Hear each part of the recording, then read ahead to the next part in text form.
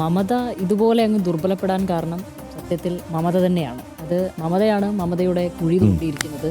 അത് ഇന്നും ഇന്നലെയും തുടങ്ങിയതാണ് എന്ന് തോന്നുന്നില്ല. കാരണം ഇതൊരു പ്രോസസ്സാണല്ലോ. തിരഞ്ഞെടുപ്പ് എന്നുള്ളതും അവിടുത്തെ ഭരണം എന്നുള്ളതും അവിടെ ക്രിയാത്മകമായി മറ്റൊരു പ്രതിപക്ഷം ഭരിക്കുന്നു എന്നുള്ളതും പ്രതിരോധിക്കുന്നു എന്നുള്ളതും ഒക്കെ ഒരു പ്രോസസ്സാണല്ലോ. ഇതിങ്ങനെ അല്ലാതെ ഇത് ഒരു മതിൽ കെട്ടിവെച്ചതുപോലെ എല്ലാ കാലത്തും സ്ഥിരമായിട്ട് ഇങ്ങനെ നിൽക്കുന്നതല്ലല്ലോ ഈ രാഷ്ട്രീയം എന്ന് പറയുന്നത്. അത് ചിലപ്പോൾ പൊളിക്കും, ചിലപ്പോൾ വീണ്ടും പണിയും, ഇങ്ങനെയൊക്കെയാണല്ലോ. ഇപ്പോൾ ഇന്നലെ പറഞ്ഞതുപോലെ ഇവരെ 5000-ഓളം ശാഖകളായി BJP അവർ പടിപടിയായി അവിടെ ഉയർന്നു വരുന്ന ഒരു ഘട്ടമാണല്ലോ ഇന്നലെ തന്നെ സംസാരിച്ച കാര്യമുണ്ടായിരുന്നത്. അപ്പം തീർച്ചയായും ഇത്തരത്തിലുള്ളൊരു ശ്രദ്ധയില്ലായ്മ, അതായത് ഒരു രാഷ്ട്രീയ ജാഗ്രത ഇല്ലായ്മ മമതയ്ക്ക് ഈ ഘട്ടങ്ങളിലൊക്കെ അവിടെ ഉണ്ടായിട്ടുണ്ട്. അത് അവരുടെ ഒരു വലിയ ഓവർ കോൺഫിഡൻസിൻ്റെ ഭാഗമായിട്ടുണ്ടായതാണ്.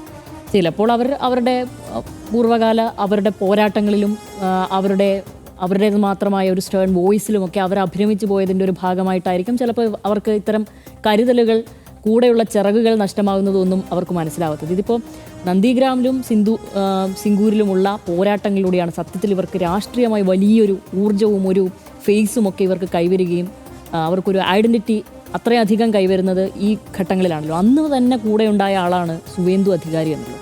അയാളെ കൂടെ ചേർത്ത് നിർത്തിക്കൊണ്ടായിരുന്നു മമത മുന്നോട്ട് പോയിരുന്നത്. TMC ഇത്രയധികം പടർന്നു പന്തലിക്കുന്നത് ബംഗാളിൽ ഉണ്ടായിരുന്നത്. പക്ഷെ ഒരു ഘട്ടം എത്തുമ്പോഴത്തേനും സുവേന്ദു ഇതിൽ നിന്ന് പോവുകയാണ്. അത് മമതയുടെ തന്നെ പിടിപ്പുകേടിന്റെ ഭാഗമായിട്ടാണ് സുവേന്ദു അതിൽ നിന്ന് പോകുന്നത്. ED അന്വേഷണവും എന്നുള്ളത്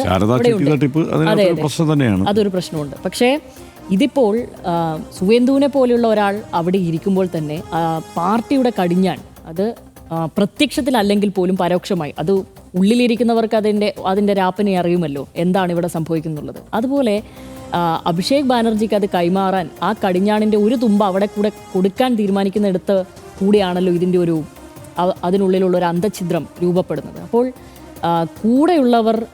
കൂടെയുള്ളവരെ പരിഗണിക്കേണ്ടത് ദീദി ഒരു ഘട്ടത്തിലും മനസ്സിലാക്കിയിരുന്നില്ല എന്നുള്ളതാണ് തോന്നുന്നത്. അതിങ്ങനെ തുടർച്ചയായി വരുമ്പോഴാണ് TMCയുടെ തളർച്ചയും BJPയുടെ വളർച്ചയും ഇങ്ങനെയാണ് ഉണ്ടാകുന്നത്. അതൊരു സമാന്തരമായി ഇങ്ങനെ സംഭവിക്കുകയായിരുന്നു എന്നുള്ളതാണ്. പിന്നെ അവരെ അങ്ങ് അണ്ടർ എസ്റ്റിമേറ്റ് ചെയ്യുന്നു. ഈ 20 സീറ്റെങ്കിൽ മാത്രമേ ഇവിടെ BJP നേടുകയുള്ളൂ എന്നൊക്കെയായിരുന്നു അവർ തിരഞ്ഞെടുപ്പിന് മുൻപേ പറഞ്ഞിരുന്നത്. പക്ഷേ പിന്നെ ഒരു രാഷ്ട്രീയ നേതാവിനെ സംബന്ധിച്ച് അവർ ഉറപ്പായും ചരിത്രത്തിൽ നിന്ന് പാഠം ഉൾക്കൊണ്ട് അല്ലെങ്കിൽ മുൻകാലങ്ങളിൽ ഉള്ളവരിൽ നിന്ന് പാഠം ഉൾക്കൊണ്ട് വേണം മുന്നോട്ട് പോകാൻ.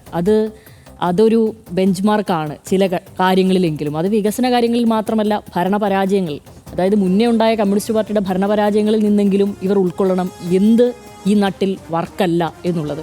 എന്തുകൊണ്ട് നമ്മുടെ കൂടെ കുറച്ചാളുകൾ ചേർന്ന് വന്ന് നമ്മൾ ഈ 34 വർഷത്തെ ഭരണത്തിന് ശേഷം കമ്മ്യൂണിസ്റ്റ് ഭരണം അവസാനിപ്പിച്ച് എന്തുകൊണ്ട് TMC അധികാരത്തിലേറ്റി എന്നുള്ളത് മമത ആലോചിക്കണമായിരുന്നു. പക്ഷേ അത്തരം കാര്യങ്ങളൊന്നും ഉണ്ടായിരുന്നില്ല. മമതയും ആ സാഗ തുടർന്ന് വരികയായിരുന്നു ചെയ്തിരുന്നത്.